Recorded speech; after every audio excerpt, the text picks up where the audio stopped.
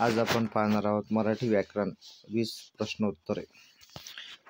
एक पूर्ण पराभव करणे या अर्थाचा खालीलपैकी कोणता वाक्प्रचार नाही? पायाखालची जमीन सरकणे। मुख्याध्यापक या शब्दाचा खालीलपैकी योग्य संधी विग्रह ओळखा। मुख्य अधिक अध्यापक। खालीलपैकी विद्यार्थी शब्दाची बरोबर जोडी ओळखा। बुडणे, तरंगणे। अपेक्षाभंग या शब्दाचा समानार्थी शब्द कोणता होईल? हिरमोड। गुरुजी विद्यार्थ्यांना व्याकरण शिकवतात। या वाक्यातील क्रियापदाचा प्रकार ओळखा। द्विकर्मक क्रियापद। मुख्य क्रियापद, सकर्मक क्रियापद, अकर्मक क्रियापद। द्विकर्मक क्रियापद दोन कर्म किंवा कर्त्याकडून एकाच वेळी दोन घटकावर क्रिया घडत असेल तर अशा क्रियापदास द्विकर्मक क्रियापद म्हणतात। दिलेल्या वाक्यात विद्यार्थ्यांना व व्याकरण हे दोन कर्म आहेत। त्यातील विद्यार्थी हे अप्रत्यक्ष तर व्याकरण हे प्रत्यक्ष कर्म आहे। मी निबंध लिहित आहे या वाक्यातील काळ कोणता आहे ते ओळखा। अपूर्ण वर्तमान काळ।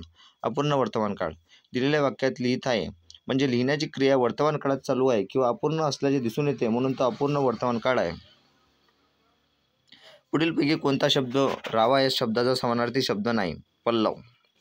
रावा, राघू, शुक, पोपट। समानार्थी शब्द पल्लव, पान, पर्ण, पत्र। आईने आपल्या बाळास निजवले या वाक्यातील क्रियापद ओळखा। निजवले।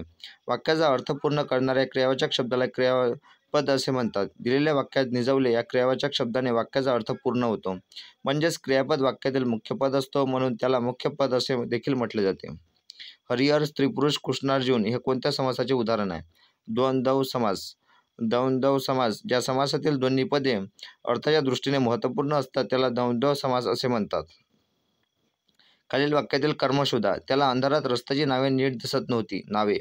वाक्यातील कर्म नावे क्रियापदाने दाखवलेली क्रिया ज्याच्यावर घडते ते त्या वाक्यातील कर्म असते।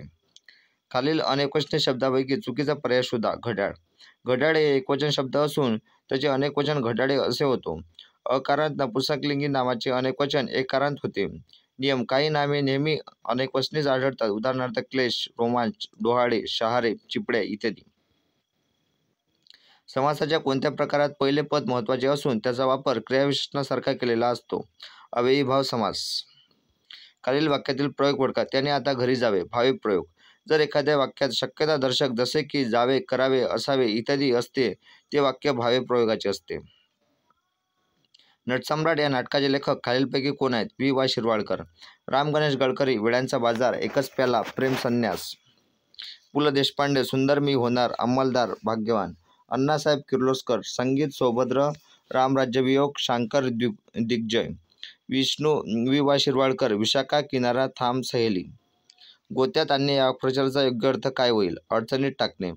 गोत्यात आणणे, अडचणीत टाकणे, अंतर राखणे, सोडून देणे, तृप्त करणे, संतुष्ट करणे।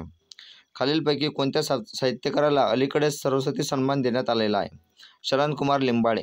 सरस्वती साहित्य सन्मान 1991 बिर्ला समूहाकडून दिला जातो। 2022चा पुरस्कार रामदर्शन मिश्रा। एक नामवंत नाट्य दिग्दर्शक शाळेत येतील व ते मुलांची नाटक बसवतील हे वाक्य कोणत्या प्रकाराचे आहे? संयुक्त वाक्य। जेव्हा दोन किंवा अधिक वाक्य प्रधानसूचक, उभयान्वी, अवयवांनी आणि व शिवाय की इत्यादी जोडलेली असतात तेव्हा ते संयुक्त वाक्य असते। इथे व हे अव्यय वापरले आहे। पुढील आठवड्यात शास्त्रज्ञांची पहिली तुकडी उत्तर ध्रुवाकडे जाण्यास निघेल। वाक्याचा काळ ओळखा। भविष्यकाळ। वाक्यातील निघेल हे क्रियापद तुकडी उत्तर ध्रुवाकडे जाण्याची क्रिया पुढील काही दिवसांमध्ये म्हणजेच भविष्यात घडेल किंवा घडणार असल्याचे दाखवते। गांगरणे या शब्दातून कोणता आशय सूचित होतो? गोंधळणे, सुसनासे होणे। जागतिक नृत्य दिन खालीलपैकी कोणत्या दिवशी साजरा केला जातो? 29 एप्रिल। लाईक करा, शेअर करा, सबस्क्राईब करा।